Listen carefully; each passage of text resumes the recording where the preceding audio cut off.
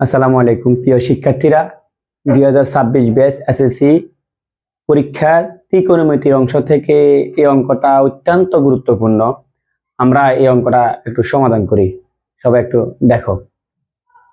উদ্দীপক দেখো, cos p plus cot p equal to x বা cot p minus cos p equal to y। আর একটা দুইটা উদ্দীপক দেওয়া হয়েছে। প্রশ্ন কতে বলা হয়েছে জ্যামিতি ভাবে প্রমাণ করো যে sec square theta minus tan square theta equal to 1। এখানে জ্যামিতিক কথা বলা হয়েছে, তা আমরা কতে উদ্দীপকের সাথে কর সাথে আমাদের মিল নাই। তো ক হচ্ছে এক ধরনের প্রশ্ন, এটা আলাদাভাবে উদ্দীপকের সাথে কোনো মিল নাই, আমরা কটাকে আলাদাভাবে সমাধান করি। এরা আমাদেরকে বলছে জ্যামিতি, ত্রিকোণমিতির মধ্যে এক ধরনের জ্যামিতি ব্যবহার করা হয়, সেটা হচ্ছে সমকোণী ত্রিভুজ। আর সমকোণী ত্রিভুজ কাকে বলা হয়? যে ত্রিভুজের একটি কোণ 90 ডিগ্রি।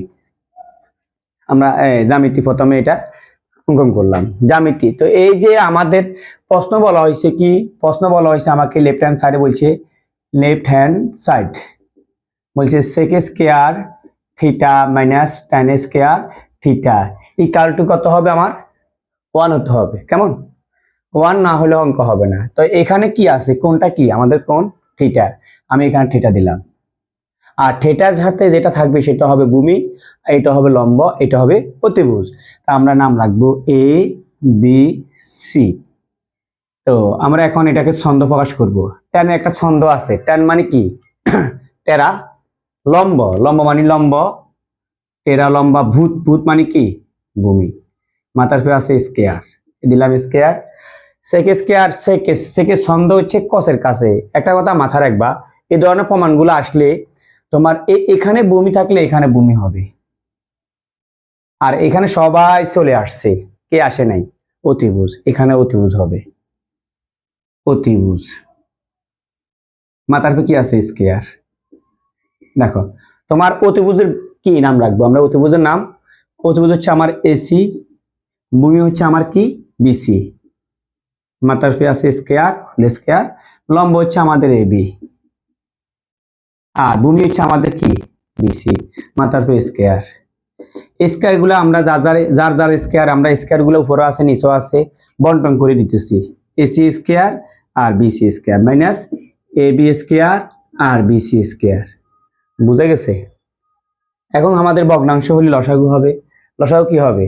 লসাগু দুইটা মিলে একটা, বিসি স্কয়ার, এ বিসি বিসি ব্যান্ড, আর থাকবো কি? AC square minus BC BC band, আর হয়ে গেছে কি? AB square. দেখো BC square, AC minus AB. AC মানে অতিভুজ, অতিভুজ থেকে যদি এবি বাদ যা থাকবে ভূমি, অতএব নিচের সাথে মিল পাইতে হবে, মিল থাকতে হবে। তো বিসি বিসি ব্যান্ড কাটা গেল 1, অতএব আমরা লিখতে পারি যে 1 আমাদের মিলে গেছে।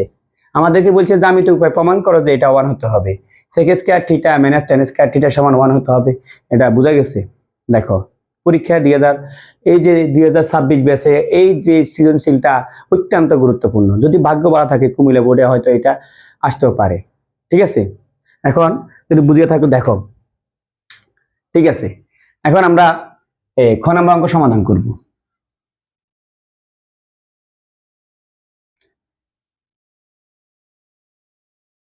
খতে কি বলা হয়েছে আমাদের? 1 নং তথ্য আলোকে প্রমাণ করা যে x square minus Y square by root over x y equal to 4। আমি 1 নং তথ্য আলোকে এটা প্রমাণ করতে হবে। তো আমি 1 নং এ কি আছে আমার উদ্দীপকটা, আমি 1 নং এর উদ্দীপকটা লিখি। cos p plus cot p equal to দিছে আমার x। আমার একটা দিছে কি? cot p minus cos p equal to দিছে y।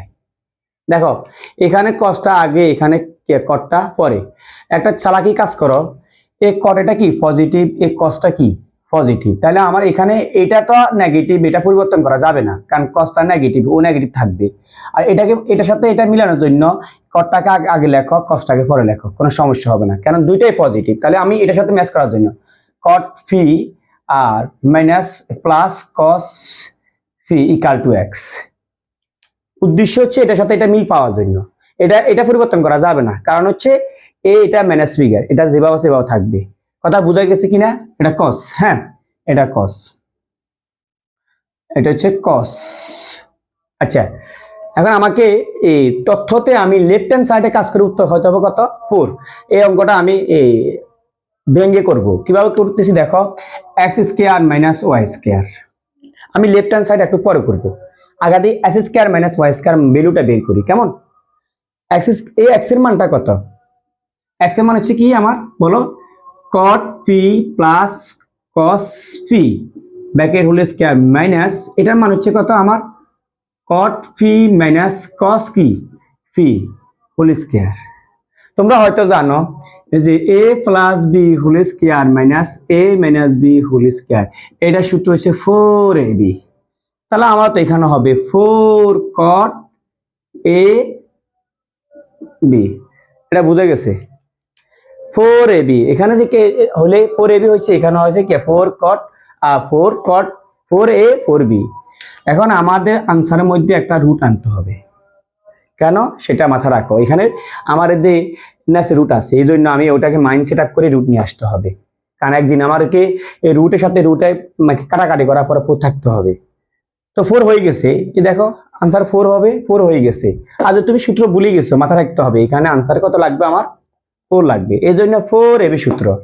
এখন তারপর আমি রুট নিছি। এখন রুট নেওয়াটা আমার এটা এখানে হচ্ছে এটা ভুল হয়েছে, এটাকে আমি স্কয়ার দিয়ে দিব। স্কয়ার দিলে তাহলে স্কয়ার আর রুটের কি হবে, মনে মনে ব্যান হয়ে গেছে, মানে রুটটা নিচ থেকে নিলাম আবার স্কয়ার করে দিলাম, তাহলে স্কয়ার রুটার নেওয়া যে কথা না নেওয়া সে কথা হয়ে গেল।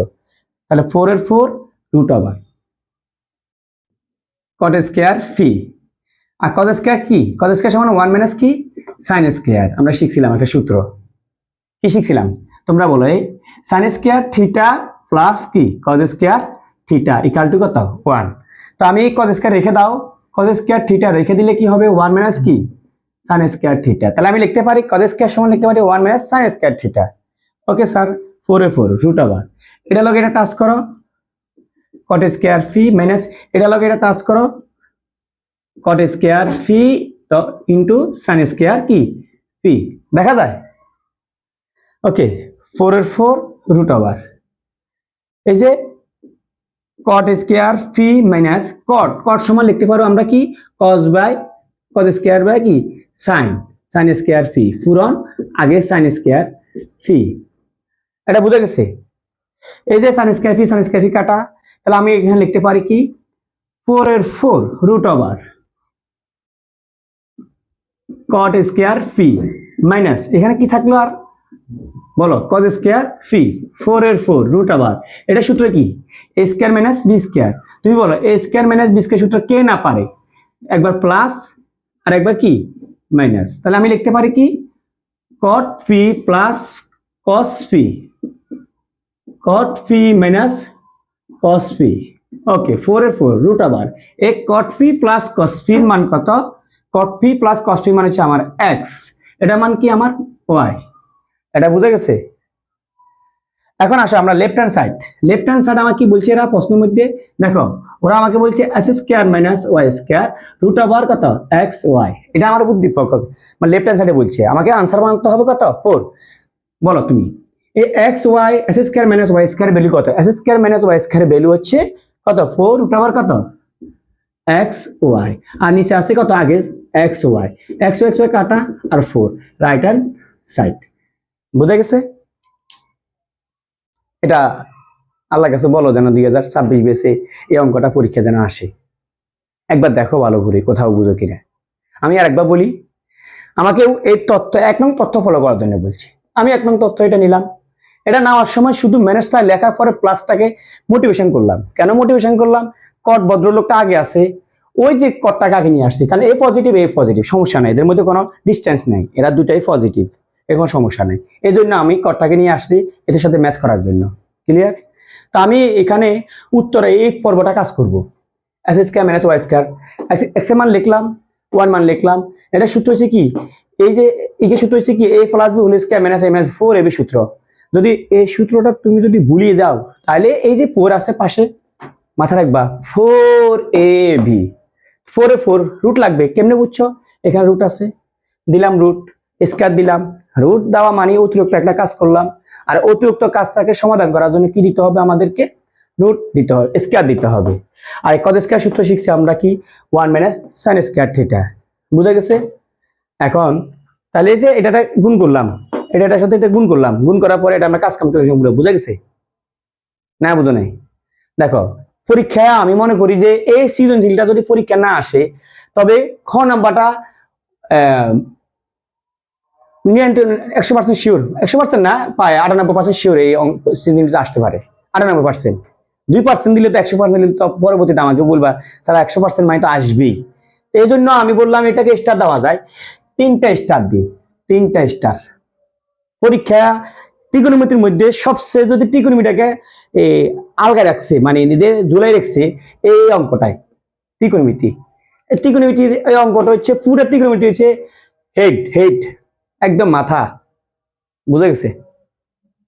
আচ্ছা আর একটা অঙ্ক আমরা সমাধান করি, লাস্ট অঙ্কটা দেখি সবাই পারে কিনা।